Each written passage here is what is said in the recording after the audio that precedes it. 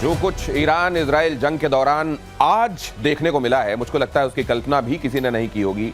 यहां तक कि बेंजामिन नेतन्याहू ने भी सोचा होगा क्या कि ईरान ऐसा कर सकता है। ये एक बड़ा सवाल है, लेकिन उससे बड़े सवाल उसके आगे हैं। बड़ा सवाल ये कि अब इजराइल के पास क्या क्या विकल्प हैं। क्या अमेरिका की एंट्री अब लगभग तय है, या इजराइल क्या अब अपने न्यूक्लियर के बारे में भी सोच सकता है। इस तरह की बहुत सारी बातें हैं। हालांकि एक खबर यह भी आ रही है कि IAEA तो कह रहा है, जो कि यूनाइटेड नेशन के अंदर ही आने वाली संस्था वॉचडॉग है, वो कह रही है कि ईरान तो न्यूक्लियर हथियार बना नहीं रहा था। प्रतिशोध आज बहुत कुछ इंतजार कर रहा है। आगे इस खबर के साथ शुरुआत। ईरान इजराइल जंग के 7वें दिन और तेज जंग हो गई। ईरान ने इजराइल पर जबरदस्त अटैक किया। इजराइल के 4 शहरों पर 30 मिसाइलों से हमला। 7 मिसाइलों को रोकने में एयर डिफेंस सिस्टम नाकाम रहा। तेल अवीव, बेरशेबा, रमत गन, होलन में बड़ी तबाही। अटैक में 176 इजरायली घायल, 6 की हालत गंभीर बताई जा रही है। इन शॉट्स को फुल फ्रेम अगर आप प्ले कर सकें प्लीज। यहां दिखाइए किस तरह की तबाही बरपा हुई है आज इजराइल की अलग अलग जगहों पर, जहां पर स्टॉक एक्सचेंज जो सबसे बड़ी इमारत है तेल अवीव के अंदर, वहां पर हमला किया गया। एक बड़े अस्पताल को निशाना बनाया गया।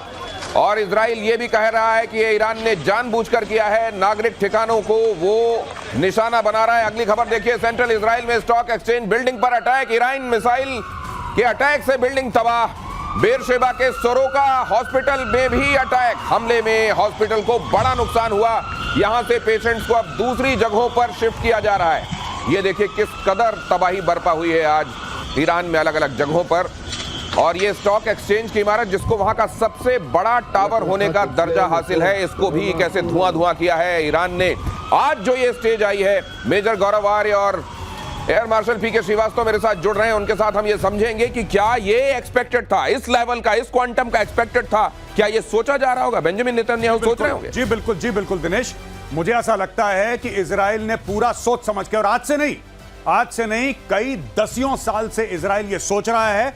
और इजराइल ने कई बार ऐसे प्रस्ताव भी रखे। भारत के पास प्रस्ताव रखा कि आप पाकिस्तान को ठोकिए, हम आपके साथ हैं, हम ठोकेंगे आपके लिए। उन्होंने यह प्रस्ताव अमेरिका को कई बार रखा, लेकिन लोग जो हैं हर समय पीछे हटते गए। इस बार ट्रंप ने आशीर्वाद दिया, नेतन्याहू ने हमला करा, और यह होना था। अभी भगवान ना करे ऐसा हो, लेकिन ऐसा हो सकता है। यह पूरी की पूरी आप मान के चलिए कि और तबाही होगी इजराइल के अंदर, लेकिन एंड में इजराइल जीतेगा। और इजराइल को एक बात पता है कि एक बार करवा लो जो करवाना है। एक बार मार्के की जंग हो जाए, उसके बाद ईरान का पूरा स्ट्रक्चर ठप हो जाएगा। क्योंकि देखिए बात ये है ना, अभी हम कह रहे हैं कि ये चीज हो गई, हम लोग ये फोटोग्राफ दिखा रहे हैं, आप ये कह रहे हैं अस्पताल में कर दिया बेरशेबा में। वो 1000 बेड का हॉस्पिटल है और पूरे साउथ इजराइल को केटर करता है। 1000 बेड का हॉस्पिटल, राइट? अब उस पर मार दिया। इनको पता था ये होगा, इजरायलियों को पता था, क्योंकि अगर आप ये काम नहीं करेंगे तो हमास और हिजबुल्लाह आपको अटैक करते रहेंगे। फिर 7 अक्टूबर की जैसी चीजें होती रहेंगी। आपको एक बार, जिसको कहते हैं ना देसी में, आपको एक बार ये टंटा काटना होगा, फुल एंड फाइनल। एक बार के लिए ये टंटा काटना, लेकिन ये टंटा काटने की कितनी बड़ी कीमत चुकानी होगी? क्या ये कीमत बहुत बड़ी होगी? तेल अवीव में ईरानी मिसाइल का मलबा मिला है। शहाब 3 बैलिस्टिक मिसाइल का मलबा। मलबे में मिसाइल का इंजन बरामद हुआ है। ईरान की मध्यम दूरी की बैलिस्टिक मिसाइल है शहाब 3। और एयर मार्शल PK श्रीवास्तव अक्सर बताते हैं कि दुश्मन की तकनीक को समझने के लिए उनके ऐसे इंस्ट्रूमेंट्स जो उतने बर्बाद नहीं हुए होते हैं, वो बड़े काम आते हैं। ये तो पहले ही पता होगा वैसे इजराइल को कि इसमें क्या क्या। इसके बारे में ठीक से पता था, तो ऐसी कोई खास इस वक्त डिस्कवरी नहीं। लेकिन हाँ, मिलना ये पता चलता है कि आज वो क्या चला रहे हैं हमारे ऊपर। और अगर ये मिल जाता है तो उसके बाद उसकी काट भी आप पैदा कर सकते हैं, जैसा मैंने पहले भी कहा था। और ये हमें हमेशा से ये थी संभावना, और जैसे गौरव बता रहे थे, संभावना थी। और इसको फैक्टर नहीं किया था। जब भी आप लड़ाई करते हैं तो आपके पास जरूर फैक्टर इन करते हैं कि दुश्मन उसका जवाब कैसे देगा। ईरान मिसाइल फोर्स है, ये पता था। ईरान के पास यूरेनियम का इनरिचमेंट हो रहा है, ये पता था। 60% तक पहुंच गया, ये भी पता था। तो अगर आपके पास मिसाइल फोर्स है और यूरेनियम भी आपके पास है, तो न्यूक्लियर वेपन बनाने में कोई बहुत ज्यादा टाइम नहीं लगेगा। इसीलिए ये सब हो रहा है। और उसी के अगर उसके परिप्रेक्ष्य में अगर आप इसको देखते हैं तो इसका मिलना शहाब 3 के उसका हमें पता है कि किन मिसाइल से मार हो रही है।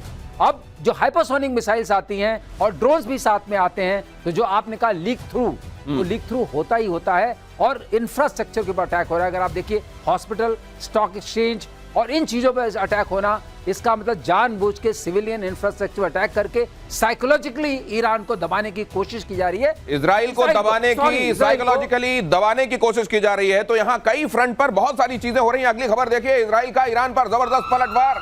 ईरान में अराक हैवी वाटर रिएक्टर पर, हालांकि ये पहले हो गया था, ये रात के वक्त ये हमला हो गया था, अराक हैवी वाटर रिएक्टर पर हमला हुआ और उसके बाद ईरान की तरफ से 35 के आसपास मिसाइलें एक साथ छोड़ी गई इजराइल पर। ईरान के न्यूक्लियर प्रोग्राम का अराक अहम हिस्सा, अराक में बड़े पैमाने पर हथियारों का प्रोडक्शन होने की खबरें थीं। हमले से पहले इजराइल ने दी थी चेतावनी, शहर के लोगों से इलाका खाली करने के लिए कहा था। मेजर गौरव आर्य, इस जगह को क्यों चुना गया?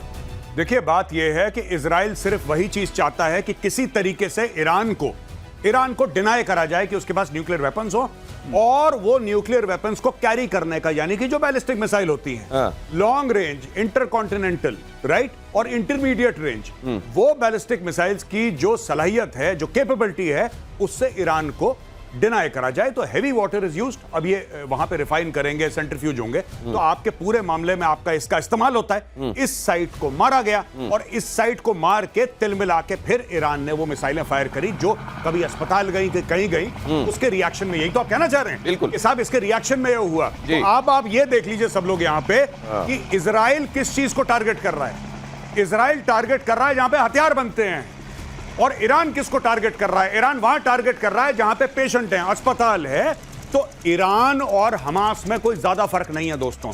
They have the same mindset, दिमाग, जहनियत दोनों की एक ही जैसी है कि जहां पे मासूम हो सबसे पहले उनके मिसाइल मारो। मासूमों पर मिसाइल मार रहा है क्या ईरान? और तेहरान में रक्षा मंत्रालय के हेडक्वार्टर पर अटैक, कुद्स फोर्स के 10 कमांड सेंटर पर भी हमला, शाहरान तेल डिपो पर भी इजराइल का अटैक, मेहराबाद एयरपोर्ट पर 2 मिसाइलें गिरी। अब यहां से रिबाउंड क्या देख रहे हैं आप ईरान की तरफ आता हुआ आगे? देखिए, मैं आपको एक बात बता दूं, ये जो ईरान को फायर करना था हाइपरसोनिक, ईरान के पास इससे ज्यादा बड़ी चीजें नहीं है।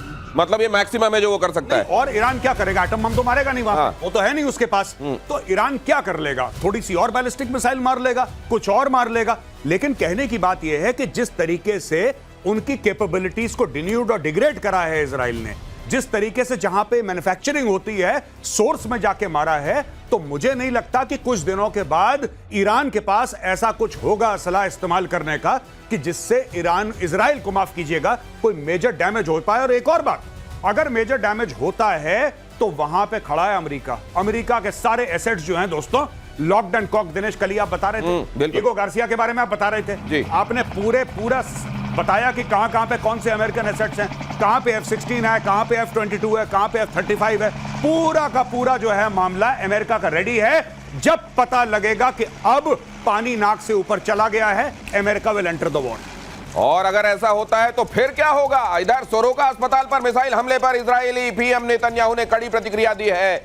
खामेनेई वॉर क्राइम के लिए जिम्मेदार हैं, इजराइल ने कहा। ईरान जानबूझकर अस्पतालों को निशाना बना रहा है, नेतन्याहू ने कहा। इजराइल अपने नागरिकों पर हमले का बदला लेगा। खामेनेई को लेकर सभी विकल्प खुले हुए हैं। नेतन्याहू ने यह भी कहा, खामेनेई की हत्या की बात मीडिया में करना ठीक नहीं। ये तो बहुत गंभीर बात कह दी उन्होंने। बहुत बड़ी बात है। हत्या की बात मीडिया में करना ठीक नहीं, हत्या करना ठीक है नहीं, इसकी बात नहीं हुई। हाँ, ये बात ध्यान रखिएगा।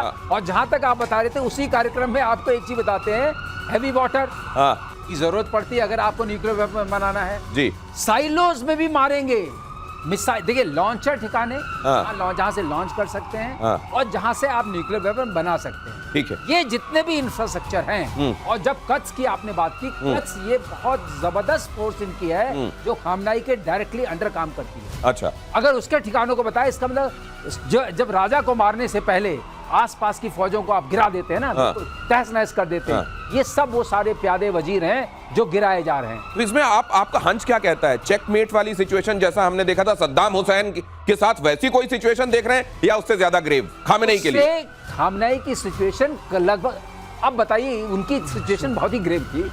उससे ज्यादा ग्रेव क्या होगी? अगर वो हो गई तो बहुत हो जाएगा। खामनेई उससे पहले ही चल पड़ेंगे। ये अगली खबर देखिए, इजराइल के ऑपरेशन राइजिंग लायन का वीडियो वायरल। बीच हवा में इजराइल के फाइटर की रिफ्यूलिंग ऑपरेशन के दौरान अब तक 600 फाइटर्स की मिड एयर रिफ्यूलिंग हुई है। यही आप कह रहे थे कि ये आकाश में नियंत्रण किसको कहते हैं? ये उसका परिचायक है। ये अब आकाश में अगर रिफ्यूलिंग कर रहे हैं आप, इसका मतलब पूरा वर्चस्व है। उसका फायदा क्या होगा? उसका फायदा ये होगा कि हम चुन चुन के मिसाइल के ठिकानों को मारेंगे, चुन चुन के जहां पर बन सकता ये लेकिन बड़ा इंटरेस्टिंग होता है श्रीवास्तव सर, ये देखना मिड एयर रिफ्यूलिंग देखना, ये बड़ा इंटरेस्टिंग होता है। कैसे वो तेल से भरा हुआ टैंकर उड़ता हुआ एक तरीके से जाता है, उसकी नोजल जाती है, और नोजल जाकर के उसमें एयरक्राफ्ट में, यहाँ तो उतना साफ विजुअल, हाँ ये थोड़ा डिस्टॉर्ट हो रहा है इसमें डालने में, लेकिन इतना समझ में आ रहा है कि इस जगह से ये है वो जगह जहां से उसका निकला रहता है। उसमें ऐसे पकड़ने के लिए एक जाले टाइप का बना होता है। जैसे आपकी नोजल आई, वो जाले में लगी और उसको जाले ने पकड़ लिया। अच्छा, अब दोनों जहाज लगभग एक उससे रफ्तार से चल रहे हैं। वो मेंटेन रहता है, थोड़ी फ्लेक्सिबिलिटी स्पीड की जो वेरिएशन की होती है। और जहाज तेल वाहक जहाज से फाइटर में तेल चला जाता है। तो ईरान के आसमान में कई बार ये रिफ्यूलिंग हो रही है। मैंने ही कहा, अगर ये मैं कर पा रहा हूं, इसका मतलब मुझे कोई खतरा नहीं है कि कोई मिसाइल मेरे ऊपर आ सकती है। और ये वर्चस्व है, तो आप चुन चुन के सारे लॉन्चर्स को, सारे ठिकानों को खत्म कर सकते हैं। ईरान का सरकारी टीवी चैनल हैक, देर रात इजरायली हैकर्स ने किया इसको हैक। IRIB टीवी समेत कई न्यूज चैनल हैक किए गए। टीवी पर लोगों से विद्रोह की अपील की गई। महसा अमीनी आंदोलन से जुड़े वीडियो प्रसारित किए गए ताकि वहां के लोगों को ये कहा जा सके कि यही समय है, सही समय है। क्या समझ में आ रहा है वहां के लोगों को? देखिए दिनेश जी, मैं आपको एक बात बताता हूं, बहुत सिंपल सी बात है। ये जो राइजिंग लायन है, ये क्या है rising lion? Rising lion actually जब 1979 पे खमेनी के पहले खुमैनी था, उसने 1979 में विद्रोह करा था, रेवोल्यूशन करी थी। उसके पहले जो शाह मोहम्मद रजा पहलावी जो वहां का राजा था, ये उसका झंडा था और उसके झंडे में एक शेर दिखाया गया था। शेर के हाथ में तलवार थी और पीछे शेर के एक सूरज उग रहा था, उसको कहते थे राइजिंग लायन। तो जब इजराइल ने इस पूरे ऑपरेशन का नाम राइजिंग लायन दिया, उसी दिन इजराइल को क्लियर था कि boss, what we are aiming for is regime change. ये खमेनी को निपटाना है, इस रजीम को हटाना है, इसलिए उसका नाम राइजिंग लायन रखा गया। और नाम राइजिंग लायन रखने के बाद that is why they decided कि अब ये जो आ रहा है टेलीविजन पे हैक करके, ये जो अमीनी है, वो लड़की जिसको मार दिया, इसके लिए आ रहा है। फिर सडनली आप देख रहे हैं कि विदेश में जो उनका क्राउन प्रिंस है, उनका बेटा रजा पहलावी का, वो आ रहा है और उसने कल परसों वीडियो रिलीज करा है फारसी में अपने लोगों को बोलते हुए कि इस इस्लामिस्ट रजीम को निकाल के फेंक दो, ये किसी काम की नहीं है, उठो। तो अब वहां पे विद्रोह के लिए बोला जा रहा है कि सड़क पे आ जाओ। बिल्कुल सही। लेकिन ये इसका असर क्या देख रहे हैं आप? हालांकि वहां इंटरनेट बंद हो गया, बाकी सब चीजें। और एक चीज और मैं कहना चाहता हूं, वहां की जो टीवी न्यूज एंकर हैं वो तो शुक्र कर रही होंगी कि नहीं हैक कर लो, यहां तक ठीक है, वो मत करना जो बीते दिनों किया था। लेकिन वहां की जनता पर इस सब का असर कितना हो रहा है? देखिए, जनता वहां की जनता बिल्कुल भी खमेनी और उसके जो लोग हैं उनको पसंद नहीं करती, क्योंकि इनके ऊपर बहुत, जिसको कहते हैं कि तशद्दुद, बड़ा टॉर्चर किया गया। लेकिन कहीं ना कहीं वहां पे मैं आर्टिकल्स पढ़ रहा था, वो ये बोल रहे हैं कि साहब रेजिम चेंज तो हम भी चाहते हैं, लेकिन हम ये नहीं चाहते कि कोई बाहर से आके बमबारी करे जिसमें आम लोग मारे जाएं और उस बमबारी के तहत फिर वो रेजिम चेंज हो। हम चाहते हैं कि अंदर से हो। और इस बीच पाकिस्तान ने ईरान को बड़ा धोखा दिया। अमेरिका के लिए जासूसी करता पकड़ा गया पाकिस्तान। अमेरिका का जासूसी सिस्टम BACN, जिस विमान में BACN लगा था, वो पाकिस्तान के एयर स्पेस में दिखा। ईरान की तरफ जाता हुआ दिखाई दिया ये जासूसी विमान, और इसके बाद इजराइल ने ईरान के सरकारी टीवी चैनल पर अटैक कर दिया। ये हुआ था भाई साहब, और आपने ये कहा था, मैंने बोला था और कई बार बोला था और प्रतिशोध पे बोला था कि पाकिस्तान का बहुत अहम रोल है। ये जो इसको खाना खिला रहा है ना वहां पे बुला के व्हाइट हाउस में, जो इनकी तारीफें कर रहा है कि देखो पाकिस्तान कितना अजीम मुल्क है, कोई अजीम मुल्क नहीं है। बेसिकली मीर जाफर को पैसे पहुंच गए। जो पाकिस्तान ने करा है, ईरान की पीठ पे खंजर उतारा है। पाकिस्तान इज अ बैकस्टैबर नेशन, ये धोखेबाज मुल्क है और इन्होंने इस्लामी बिरादरी मुल्क होने का ढोंग रचा और ढोंग रचने के बाद इन्होंने गद्दारी करी है। तो ये क्या, ये ईरान में जो लोग रह रहे हैं, ये तो कलमा पढ़ते होंगे जी, तो यहां पर भेजते हैं वो कि जाओ पूछो कि अगर कलमा नहीं पढ़ पाते हैं गोली मार दो, और वहां पे उनके साथ गद्दारी कर रहे हैं जो कलमा पढ़ने वाले उधर बैठे हुए हैं। वो कह रहे हैं उनको भी गोली मार दो, उनको भी गोली मार दो। देखिए, जहां से पैसे मिलते हैं पाकिस्तानी स्टेट का, मैं पाकिस्तानी आवाम की नहीं बात कर रहा, पाकिस्तानी स्टेट है, पाकिस्तानी फौज है, इसका कोई दीन ईमान नहीं है। जब मैं कह रहा था तो मुझे पाकिस्तानी मैसेज कर, मेजर साहब ये आप कैसे कह सकते हैं, ये तो बहुत गलत बात है, हम आपसे डिसएग्री करते हैं। मीडिया में आ गया है तुम्हारी फौज ने गद्दारी करी है पाकिस्तानियों, तुम्हारी फौज एक गद्दार फौज है और ये इस्लाम को एक एटीएम मशीन की तरह इस्तेमाल करती है। अमेरिका ने पैसे दिए, उसने बैठ के खाना खिलाया, इन्होंने पीठ में खंजर उतार दिया ईरान का। और ये जो ये एयरक्राफ्ट की बात आप कर रहे हैं नरेश, हाँ। इस एयरक्राफ्ट से उसको लाइट अप किया था टीवी स्टूडियो को।